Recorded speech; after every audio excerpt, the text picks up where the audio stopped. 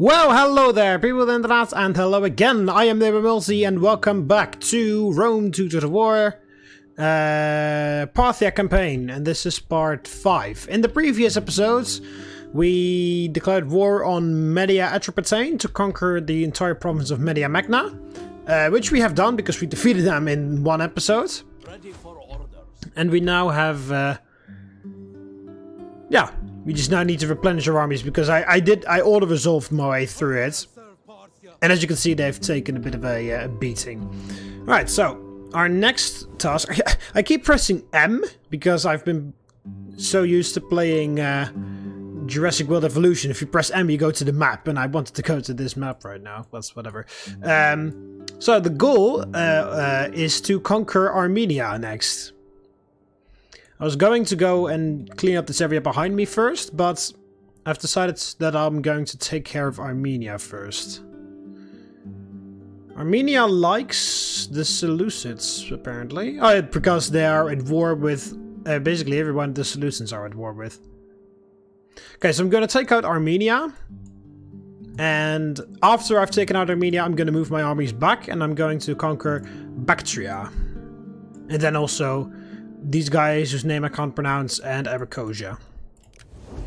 So, that's the plan for the... well, at least this episode and the next few episodes. So, I'm gonna send my spy forwards to have a little look at what we're up against in Armenia's territory. Your orders, my lord. Okay, so, looks like they have some... okay, the king is with a full stack army in their capital, along with another army, and then there's this army. Persian cavalry, a lot of horse skirmishers. Okay, nothing too fancy, nothing too worrisome. I'm also building these infantry quarters now, which means I can train my Parthian swordsmen, and I can train some Persian foot archers as well. And I'm also building the exotic animal stats for elephants. And yeah, because the Persian roster is pretty like it's pretty expensive. There's a lot of expansive, not expensive, but like, you know, there are a lot of units. Not all of my armies are going to have the same look. In Macedon, with my Macedonian campaign, all my armies basically looked exactly the same, with the exception of a couple ones that had Gegriari and Axemen, or whatever the hell they're called. If it counts as the Nabatea.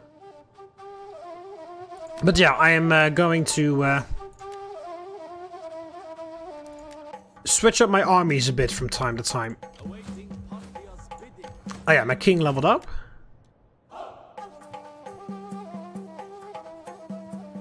You are a proven leader. And I want more ammunition for your units. We fight for you, my lord. So yeah, what I'm going to do is I'm of course going to get rid of these Eastern Spearmen. I'm going to replace these 4 Eastern Spearmen with 4 Parthian swordsmen, which are the best infantry that we can get. Here, these guys, the Parthian swordsmen, because the only upgrade we can get after this is elite Persian archers. So we're going to get rid of these Eastern Spearmen, and we're going to replace them with Parthian swordsmen. Then I want 2 or 3 foot archers, so I'm going to get rid of 3 or something Parthian horse archers and replace them with those regular archers. Well, I'm also going to get rid of these horse skirmishers. And then we're going to keep the main bulk of our army as horse archers. But then I'm additionally going to add cataphracts or cataphract camels or elephants into the mix. Okay, I can't build elephants yet. I have to upgrade it to an animal trader. With this I can actually get camel archers and camel spearmen. So that's interesting. But yeah, I can't get my camel cataphracts until I get these Nicaean stables. I only have these ones right now. And royal stables are next, which allows us to get our cavalry and our noble blood cavalry. The noble blood cavalry, of course, are an upgraded version of the Median cavalry. And yeah, cataphracts are just cataphracts. But just like main, like actual historical Parthian armies, it's going to mostly consist of horse archer cavalry, and then a bit of infantry, and then a bit of melee cavalry, including cataphracts. But we're not gonna have like full armies of cataphracts, because they historically didn't have that either. Our lord needs good fighters. Alright, so there we go. Those are our... This is our infantry. I've trained Persian hoplites and these Persian light archers. Actually, you can start walking this way because you need to train some Median cavalry because you don't even have any melee cavalry right now. So you can only train 2 because we want 3. Then we're going to disband 2 of those, and then we're going to train 4 Median cavalry. And then this army is finished. And then maybe in other armies there will be less horse archers and more melee cavalry, and in other armies less horse archers and more melee infantry. Basically, the horse archers are the variable in my army builds. I'll have like a bit of what's it called? A bit of infantry and a bit of archers. And then the rest is filled with horse archers unless I have switched them out with something else, melee cavalry or, you know. So what do I need to... I need to get to here.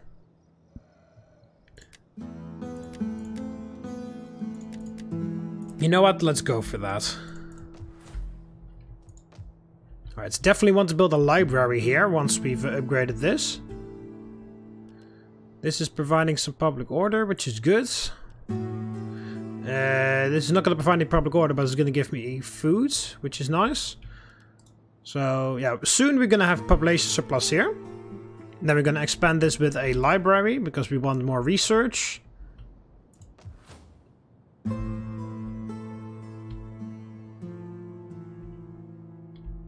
There's not a lot of public order around here. Why is that?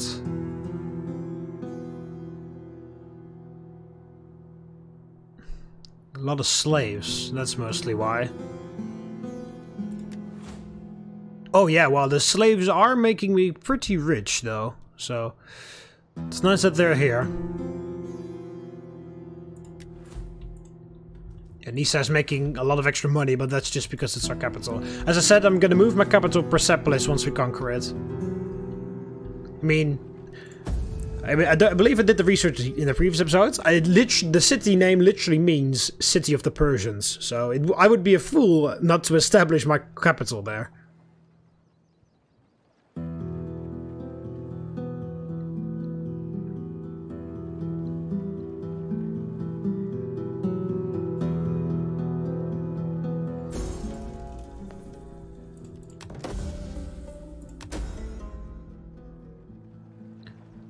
Strengthening the water. Plus 10% research rates, more public order per turn.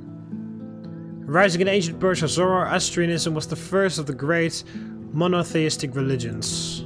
Yeah, that's what I said. It's a bit weird because essentially every other country has multiple gods and goddesses. Also, let's hang on a minute. Let's first of all just take a look at what else we can build. Right, we can build a... what the hell is this?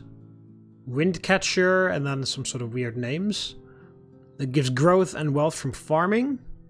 Can build fountains, which give public order, growth, and some wealth from agriculture. Through here, I can of course build the library, the slave trader. The governor's palace is going to go in the what's it called? In the capital, of course. And this is the public order thing, and this is the spice market.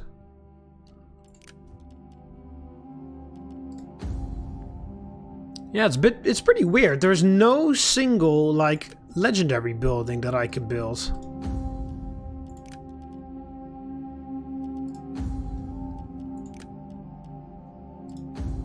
Usually there is, like, one chain which leads to, like, a legendary building of which you can only build one in your entire empire, but Parthia doesn't have anything. Weird. See, Rome, of course, has the Colosseum, of which you can only build one, and or the Circus Maximus. You've got also the Pantheon. Then in for Colchis, the reason why I'm saying Colchis is just because I've been playing a campaign as Colchis in my spare time. For Colchis, there is a special temple, the Temple of the Golden Fleece, of which you can only build one. And you know, almost every faction has something. I mean, I believe the Seleucid Empire has a temple to Demeter or to Hephaestus or something.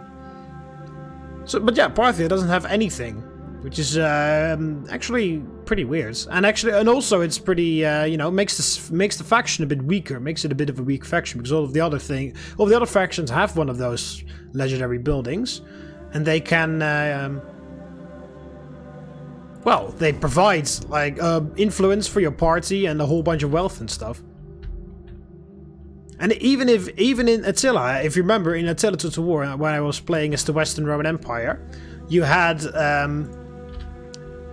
the final thing of the Western Roman Empire was a huge royal palace, which would like negate all of the corruption and all of this, and you know, it was a super overpowered building. But you could only build one of those, of course, and you could only build it in your capital. So I was only allowed to build that thing in Rome. Oh, yeah, one of my generals leveled up.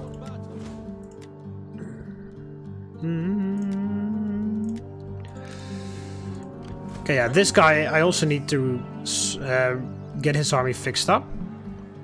I think I'm gonna give this army cataphracts, or I mean camels, sorry.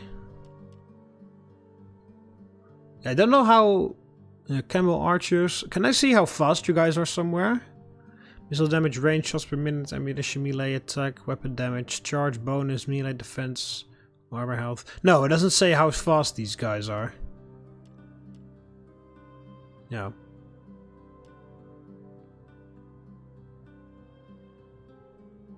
Yeah, I'm not gonna do any regular camels, because they're not very useful. I mean, these camel spearmen are essentially melee cavalry, which are good against melee cavalry, because camels are the best against other cavalry. But I'm going to wait until I can get my cataphract camels. That's the only time I will use camels. So yeah, but this I can get the noble blood cavalry to replace Median cavalry, and I can also add cataphracts to my armies. Then yeah, this is the royal cataphracts. I don't think I will use them because they're a general's unit essentially. Or well, in general, otherwise it's an upgrade for the regular cataphracts. So in that case, I will use them. And then regular camel cataphracts. And then here, of course, the Indian war elephants, which are very useful to us. Yeah, I'll wait until I disband. I will dismantle these Eastern Spearmen, but I want to wait until this thing's done because I want to train Parthian swordsmen. At your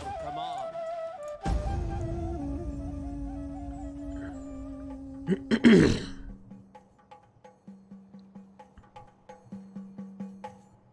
So yeah, as I said, the horse archers are the variable in my armies. I can switch them out for other units whenever I feel like it when I'm training a new army.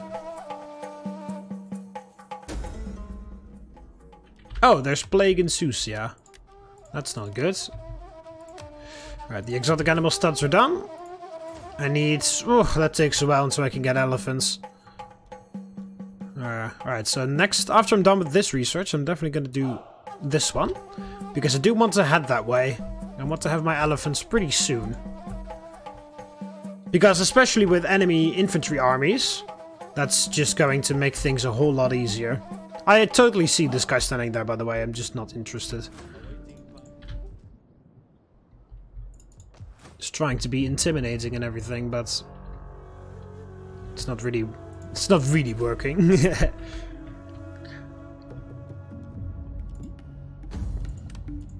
Alright.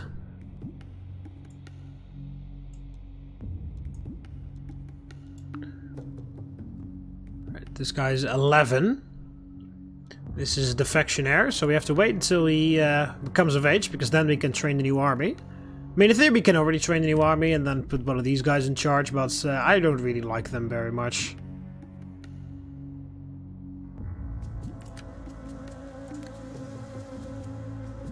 Alright, I actually have everything to switch to Empire.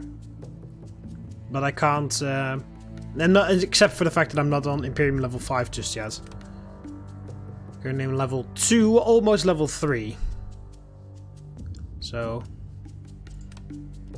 yeah, it takes a while until we get there, but we will get there.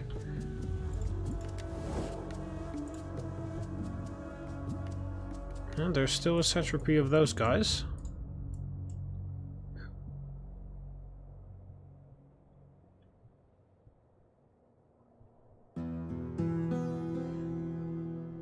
So the Seleucids like me because I was at war with Parthia, of course. Right, they have treaties with Armenia, but they don't have a defensive alliance, because otherwise, of course, they would have been popped up over there. So, in theory, we should be fine once we declare war on Armenia. Alright, Armenia is importing wood and wine from here, I know for sure, because wine is over there somewhere, and then wood is here at Sinope from Pontus. So they have a trade relation with Pontus, or whoever owns this. I don't know if Pontus is dead already. Yeah, they like me because I'm the same culture, but they don't like me because I was at war with Media Atropatene and they were probably trading with them or something. Oh, whoops. Well, I wanted to go back anyway, so it's kind of fine. But yeah, money is definitely not an issue here. That's fantastic. Allows me to build up all these armies. Alright, next turn we will have our barracks, and then I can start training Parthian swordsmen and archers. No, I don't want your armies through my lands, and you're going to be attacked by me at some point. Obviously you don't know that yet, but that is what's gonna happen. Alright, I can't really like take out every single settlement of Armenia in one go. The plague has... Oh, the plague spread that way. Okay, that's fine. No, here. And then we want... Oh, we can't even build a library because I haven't even researched it. That's ironic.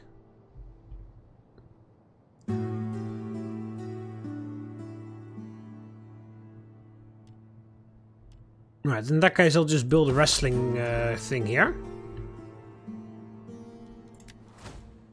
Right, so one turn until that's done. Then I said this. But instead I will have to do... Where is it? Yeah, instead I'll do this one so I can get the library. Well, then again, I might as well just stop this for a second. Then we just have to wait 4 turns and then we can get this thing. Okay, disband all of those. There we go. That's that. Your Parthian swordsmen and the Parthian foot archers. And same thing with the king's army.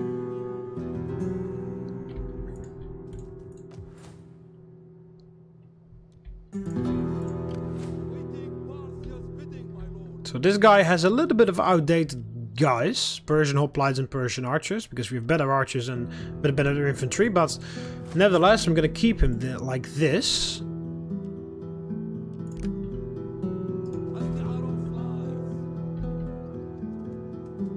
So in theory, in this situation, what I would do is I would add some cataphracts or something to this army. So I would get rid of like 3 horse archers and replace them with cataphracts. Or camel cataphracts or whatever. Or add an elephant.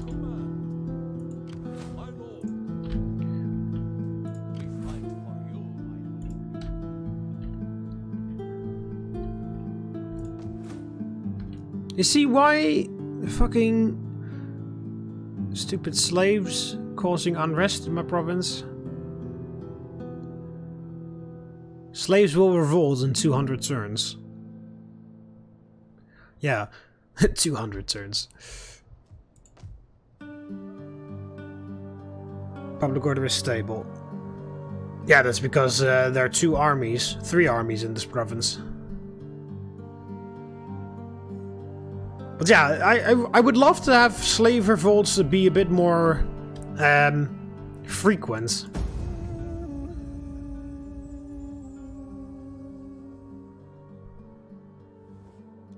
Will you agree? But I find it annoying that slave, what's it called? That slave public order is the same as regular people public order.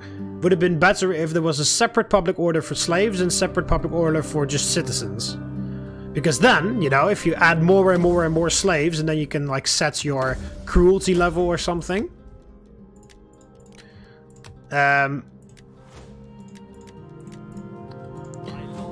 Then there's a possibility of a slave revolt. Okay, there we go. I can also I can upgrade the horses. And I can upgrade the cavalry stables, so I can get armored horse archers.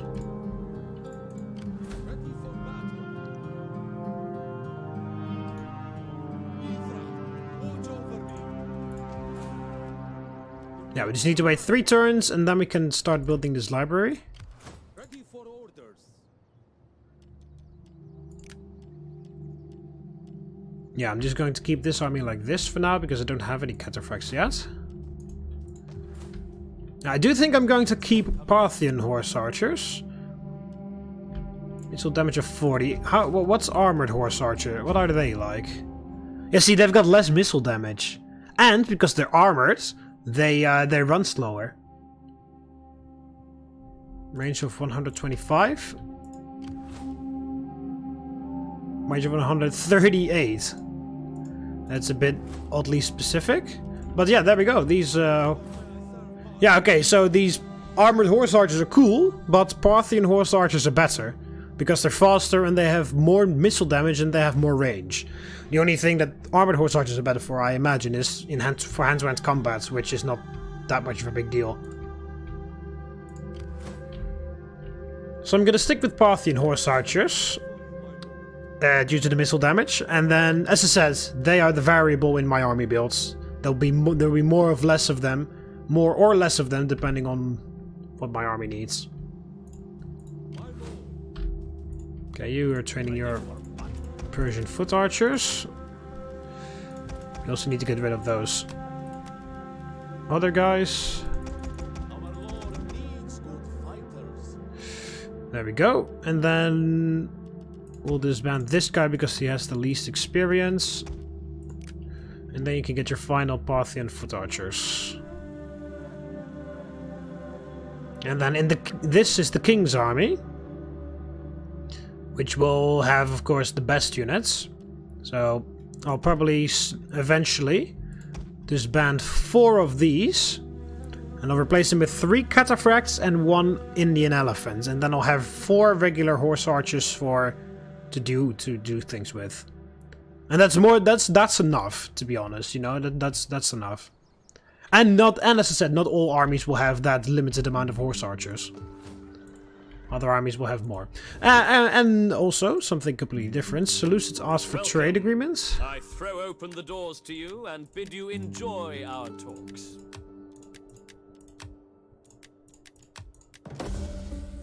I must accept. I disagreed with them before, because of course I'm gonna eventually conquer them.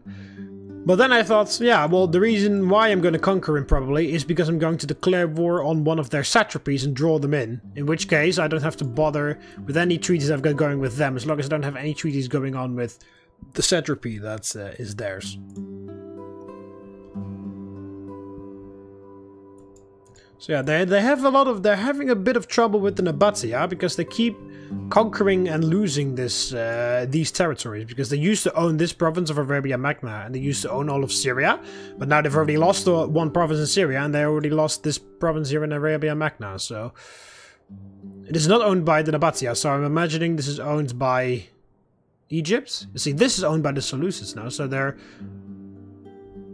Seleucids are pushing, there's an H in there, pushing into Egypt. Or trying to reach Egypt, at least. So, interestingly enough, Media is still alive. Media used to own all of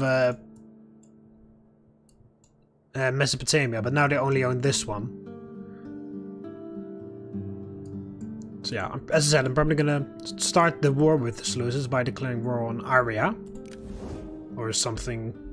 Or like another similar, very far away satrapy of the Seleucids. And then if I do that, then either two things can happen. Either the Seleucids will join in, and that's fine, because as I said, at that point I will already be so strong that basically nobody can stop me. Or the Seleucids like me so much that they don't want to risk war with me, so they break all ties with the satrapy that I attack. And that's even better, because then I can just, you know, pick them apart one by one. Need to research something in C. Yeah, I'm not going to do that, because it takes 3 turns to finish this one, and I don't want to delay my library anymore. Alright, 1 turn, and then the king is done with his army.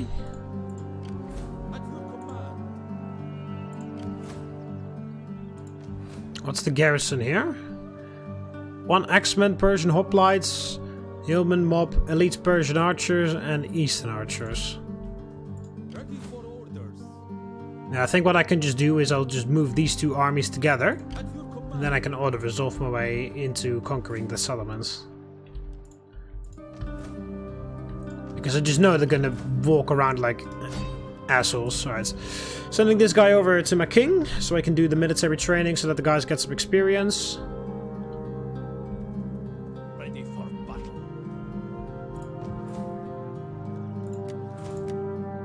Yeah, I'm allowed to train 1 more army, but as you can see, all the guys available are from the enemy faction. Or family, I mean.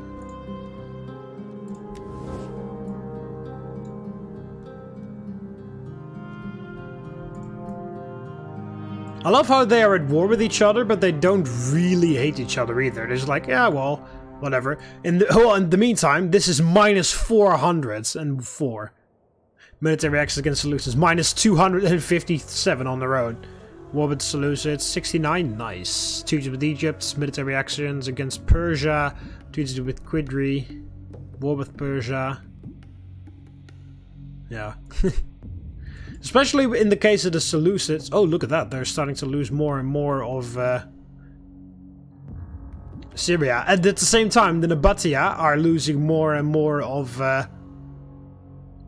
this province over here.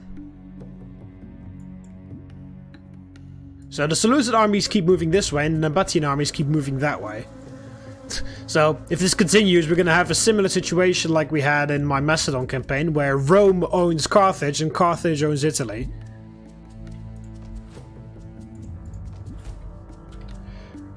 Yeah, furthermore, there's not really much to do, really. I just need to make sure my armies are in position once we attack Armenia, and furthermore, we just need to wait until my children come of age, of the family, so that I can put them in charge of the armies. Oh, I will be honest. That's interesting. I seek coin. They've moved their army away from Tushpa. The trade agreement with the Seleucids has been dissolved. Subjugates authority, I'll check that. Yeah, Armenia trespassed, I noticed. And I finished training. Oh, the Nabatea conquered this. Okay, so they cut their way through. Okay, the Seleucids conquered this one back. Oh, the Nabatea are losing it over here because the Seleucids have already taken Hagara, and Charmuthas is next. The Seleucids haven't made their move into Egypt yet, but the Nabatea are pushing forward over here.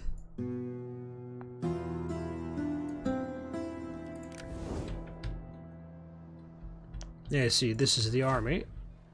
But yeah, behind their back, they're losing everything again.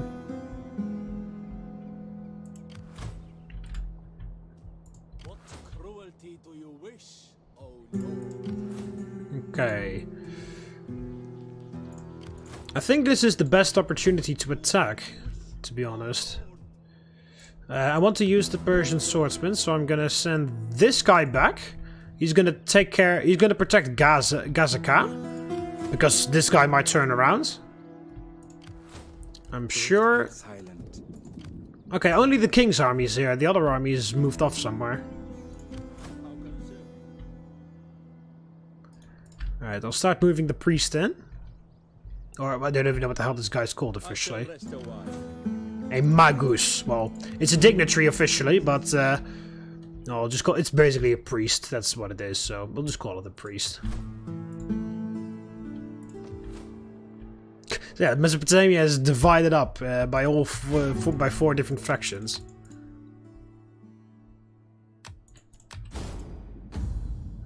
Alright, so what the hell's up with this? Oh yeah, meet with them, that's the same thing. Okay, so I've saved. So we're gonna declare war on Armenia. Armenia does not have any allies, so... Welcome, friend. Easy. War. There we go. Let them cower before our minds. Oh, seriously? You can't even reach it in one turn? That's very silly. I mean, look at this! He just needed to walk around here. How the hell did he lose all of his fucking movement? That's very weird.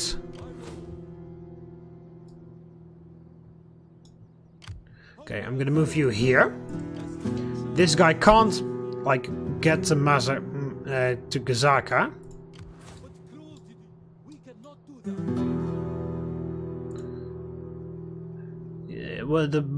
Yeah, well, what's probably gonna happen is this asshole's gonna force march. That guy's gonna come, and they're probably moving that other army from the fog of war, and they're all three gonna attack that other army.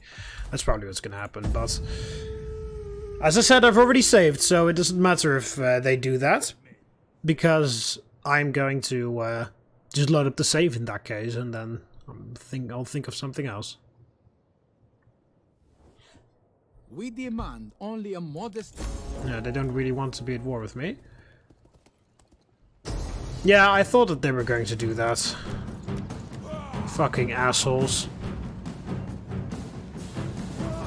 If I retreat, he's gonna walk the wrong way, of course. Alright, well. Let's do this again. But then hopefully make sure that we can actually reach the city next time. I mean, it was such a short distance. I was like, yeah, sure, they definitely are going to be able to reach it, but nope, apparently not. Apparently they can't even walk such a small distance in one turn. Ridiculous.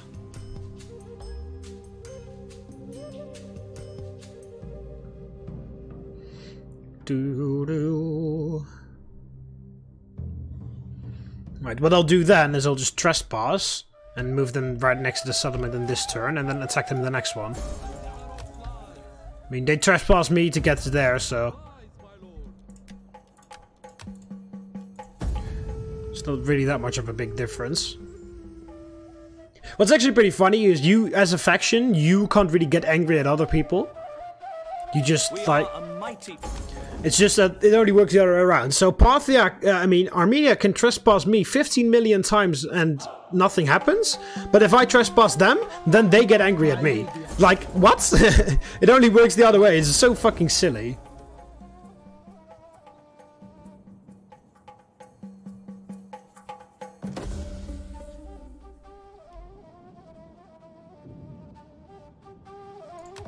Okay, we're getting a bunch of taxes, which is... a bunch of children, I mean. Research complete, temple tax. Okay, so we've got our library. Yeah, we need to make our way to there, so let's start researching this thing. You can start building the library. Okay, the other settlement is there. Excuse me.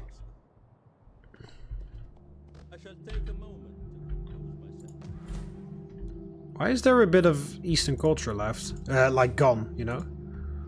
Bit strange. Can I train more agents? No. Oh, also we can upgrade our horses now because we have built that one thing. I can't upgrade these guys because they're in foreign territory. And... oh yeah, you leveled up.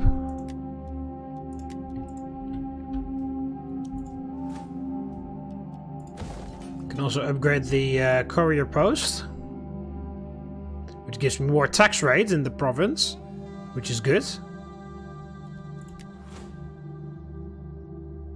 The slaves are slowly declining. It's pretty weird that slaves are a resource that declines over time. I mean, to be honest, yeah, okay, kind of makes sense. Actually, now that I think about it, it totally makes sense. It totally makes sense if you don't enslave anyone at all, and then eventually all slaves will just pass away. So yeah, that totally makes sense. My apologies, I'll withdraw that comment. Anyway, me failing aside, let's declare war on Armenia for real this time.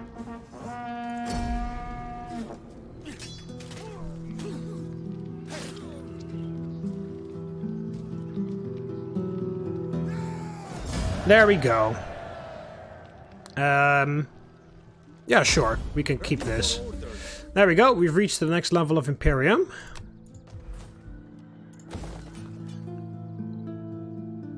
Oh, I haven't researched any of those. That's for...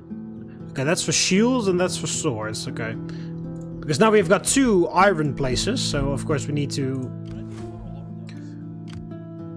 We need to upgrade the fact that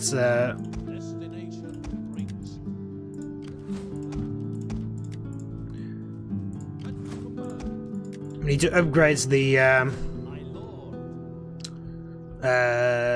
thing, one with shields and one with swords, because then we can do it on both things.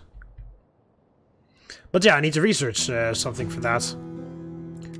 Which yeah, I'm doing this one first. After I've done that one, I'll probably just really quickly do this one, which only takes 3 turns, and then I'm going to do this one, and then we're going to start working our way to this one.